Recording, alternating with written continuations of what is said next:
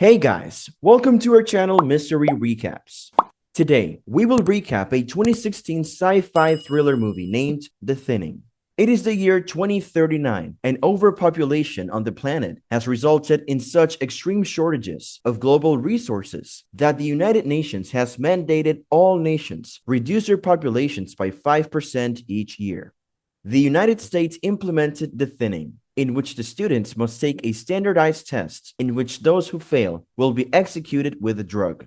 The movie starts as Lena Michaels is tutoring a high school kid named Simon, who seems to have a hard time solving equations. When he asks Lena for help, she gives him a box of lenses.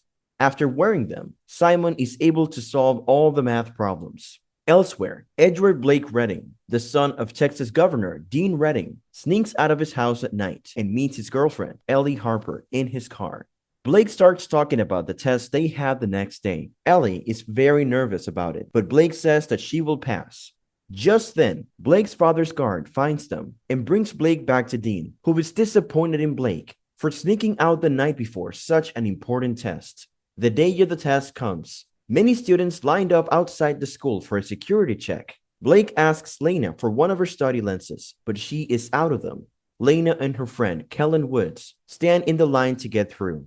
One of the students is caught with cheats written in his arms and tries to run away, but the guards catch him. Blake and Ellie enter the exam hall, and soon the exam starts. They get 2 hours to complete the test. Everyone starts solving the problems on their tablets. Lena solves all of them easily and is the first to complete it. When the exam is over, they immediately get the results. The teacher then calls the students who failed, and they are taken away by the guards. They resist the guards and even try to escape. Fortunately, Lena, Kellen, and Blake pass. However, Ellie fails, and the guards take her away. Blake quickly calls his father and asks him to help Ellie. However, his father refuses, saying that the law is the same for everyone. He then runs and attacks the guards and tells Ellie to run away, but she fails to do so. It is now a year later and 24 hours before the thinning test starts. It is Lena's little sister Corinne's first thinning test. The doorbell rings and Lena's teacher, Miss Birch, comes. She has been taking care of Lena and Corinne since their mother's death. Lena is worried about Corinne's first test, and Miss Birch tries to calm her down. Meanwhile, Blake records a video in his room saying that he will fail the test to teach his father a lesson.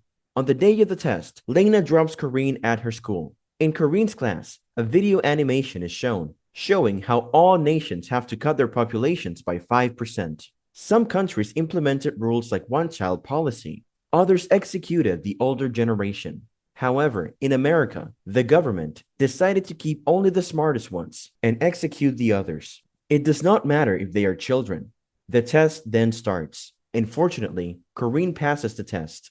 Lena and Kellen also enter the school for their test, which finishes in no time. Meanwhile, Dean finds Blake's recording and is angry. He calls the test manager, Mason King, and orders him to pass Blake. Mason then switches his score with Lena. What do you think happened next? Pause the video and let us know in the comment section. The test results are in. And surprisingly, Lena is called too. When Lena is taken, Miss Birch tries to stop the guard, claiming that she is her best student and there must be something wrong with the results. However, the results are final and cannot be changed. She hands Lena a key card so she can unlock the doors and escape. Blake is surprised that he passed. The students who passed celebrate the results at a school party. Elsewhere, Dean is giving a speech declaring his presidency for the President of the United States. He boasts about the education system and the decreasing crime rate. Blake listens to his father's speech for a while before sneaking out. He sneaks into the hallway and beats one of the guards. He then goes into the control room. Meanwhile, Lena and the students who have failed are taken into a room and forced to remove all of their clothing for decontamination. Then, Lena and the others are taken to a room where the guards are about to execute them. Suddenly, Blake cuts the electricity off, and the whole school goes dark. The students who are about to be executed free themselves and try to escape, but none of them succeed, except for Lena. She uses the key card her teacher had given her and gets out of the room. Soon after, Mason comes to the room and asks for a head count. They find out that Lena is missing and start looking for her.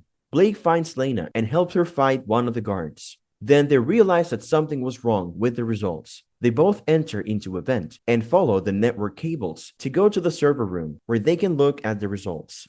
The school is still in complete lockdown due to the power failure. The news get outside and is being broadcasted all over the country.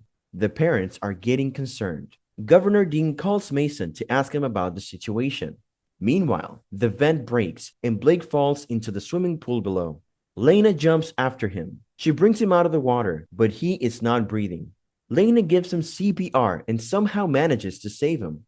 They then change to some clothes they find in the pool's lockers. They then continue to go through the vents and reach the server room, but a guard stands in front of the door. Also, Lena's keycard falls down the vent in front of the guard, but he doesn't see the card. To get the keycard back, Lena decides to go to the science lab and tie a magnet on a string and fish the key through the vent. So they approach the lab. However, in the lab, they make a slight noise, causing the guard to approach the lab. Lena quickly manages to get back to the vents, but Blake is stuck in the lab.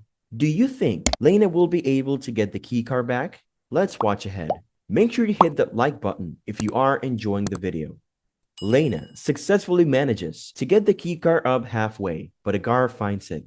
It turns out that it is Blake disguising as a guard. He had beaten the guard and changed into his clothes. Shortly, the guard they attacked earlier tells Mason about them. He reveals that Lena had a keycard with her. Mason gathers all the teachers together, suspecting that someone has given it to their students. When Miss Birch is in the room with other teachers, she manages to take a keycard from another teacher. Mason continues checking the teachers for their keycards. Birch saves herself by showing them the card. Since the other teacher does not have his, Mason threatens him to tell them where Lena is. However, he insists he does not know anything as Mason beats him. Lena finally gets to the server room. She opens the computer using the keycard, but Mason has it protected with a password. She then texts Kellen, who is good at hacking, to provide her access. After some time, Kellen receives Lena's text and helps her to get through the computer. Lena then searches for her results and finds out she got 98% but still failed, while Blake got 15% and passed. She also finds out that Ellie too had gotten 88% and failed, while others who had less marks than her passed. Lena realizes that the results have been shuffled and that the governor has been failing whoever he wishes to. Lena sends the file of the shuffle grades to Kellen, but soon the power is back on, and Mason realizes that she is in the server room. Lena realizes this and runs out. However, Mason catches her almost immediately. Blake, on the other hand, is still in disguise, and he is with the students who have failed. He orders the guards to take them to the recreational hall with the other students, but the guard refuses, so they get into a fight. The guards restrain him and find who he is. Just then, Kellen receives Lena's message and is surprised to see the shuffle results. Kellen is friends with the news anchor, so he quickly emails it to him. The shuffle results are then broadcasted on the news. After that, the governor is called by his party head, who threatens to take his presidential candidacy back. Dean Redding then accuses Mason in order to save himself. He tries to prove this, so he has to execute all the failed students, including his own son Blake. At the school, Mason and the guards take Lena to execute her and the others. Blake is there too. Mason calls Dean to ask him if they should proceed to execute the students, but Dean tells him to stop. He wants the students who have actually failed to be executed, including his own son. The guards free Lena and the other students who have actually passed the test. Lena kisses Blake, but the guards take him and the rest who have failed. Then they inject them with a drug. Just then, the lockdown ends, and Lena is reunited with her little sister Corinne and Miss Birch. A few hours later, the bodies of the executed are being taken underground in an elevator. The students start to move. They were not executed. They were actually injected with a sleeping drug. They then reach a place where many people are working for a tech company called Asura Global. Just then, Blake sees Ellie and he is surprised. It turns out that the students who are supposed to be executed are actually taken underground to work for a multi-million-dollar company. This was a government strategy to get free labor. That's it for this video. If you have enjoyed the video, hit that like button, subscribe button, and the bell icon to watch more exciting movie recaps.